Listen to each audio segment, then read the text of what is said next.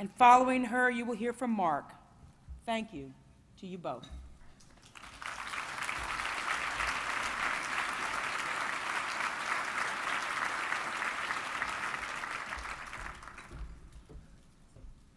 Hi, everybody. Wow, there's a lot of people here. Yeah, my name is Tara, and like all of you, I'm a fan of YouthCare. I'm really thankful and very honored to be here today. I'm a fan of YouthCare because YouthCare has helped me rise to the occasion of my own possibilities. YouthCare has helped me discover that I even have possibilities. And for the first time in a long time, I'm really proud of where I am and excited to see where I go. It hasn't been an easy path. Life has put me in a position to need help to pick up the pieces and rebuild and regrow my own future. When I was a teenager, my mother, a liver transplant patient, had a serious decline in health, and both her liver and kidneys began to fail.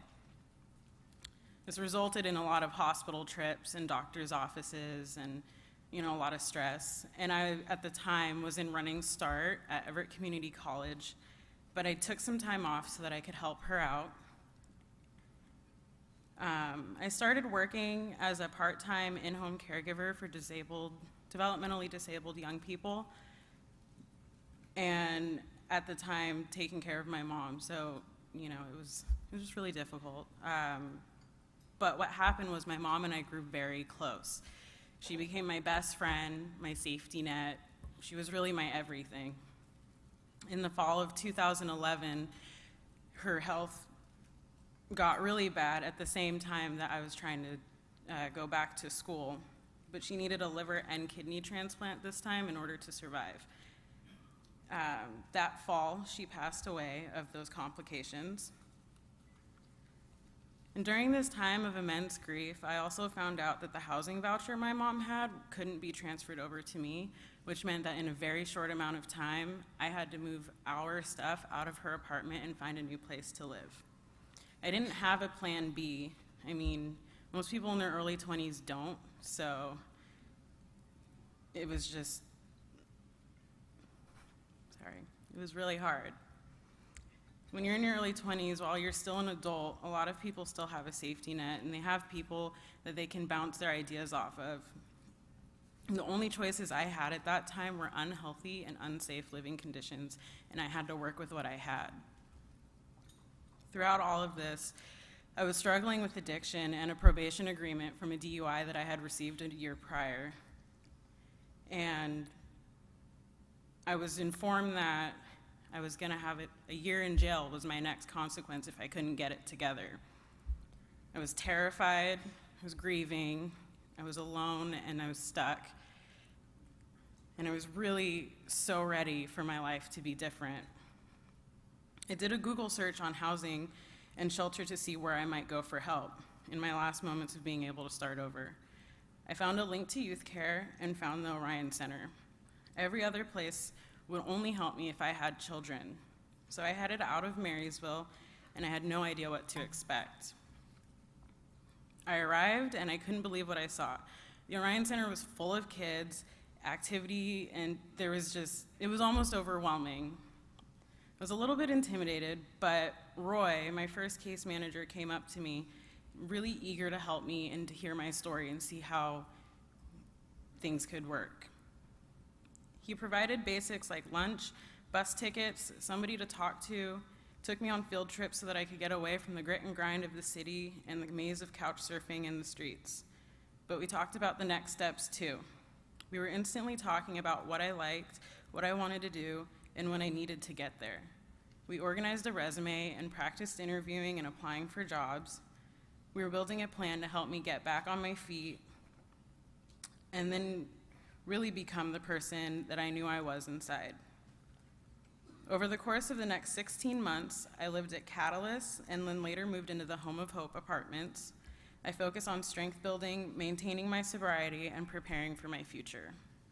The staff across the organization, Roy, Joe, John, and Anjali, all made time for me, saw me, listened, and included me in the YouthCare family. They cheered me on my progress and provided safe harbor when I didn't think I could make it through. Perhaps most powerfully, the team at YouthCare helped me find a job almost immediately, giving me the stability to earn resources for myself and make a personal budget and save. I started working at a cafe and I became a barista. What I didn't expect was the chance to have some creative freedom. Once a proven employee, I was trusted to start baking some of the sandwich rolls and pastries, and I was discovering that what I liked, what I was natural at, and what most of my other coworkers weren't a big fan of. What truly spoke to me is that baking is a science. It involves so much chemistry, and the precision of it all often meant that if one small thing went sideways, panic arrived and the urge to chuck it would take over. But I dove into the problem-solving aspect of baking. I could see that with a few mystery ingredients or a touch of bravery to add chocolate chips to see what would happen, amazing and delicious sweets come out of my kitchen every day. Now this part is a secret. I swear you guys have to keep it private. Recently we've been working on a scuffin'. It's part scone, part muffin.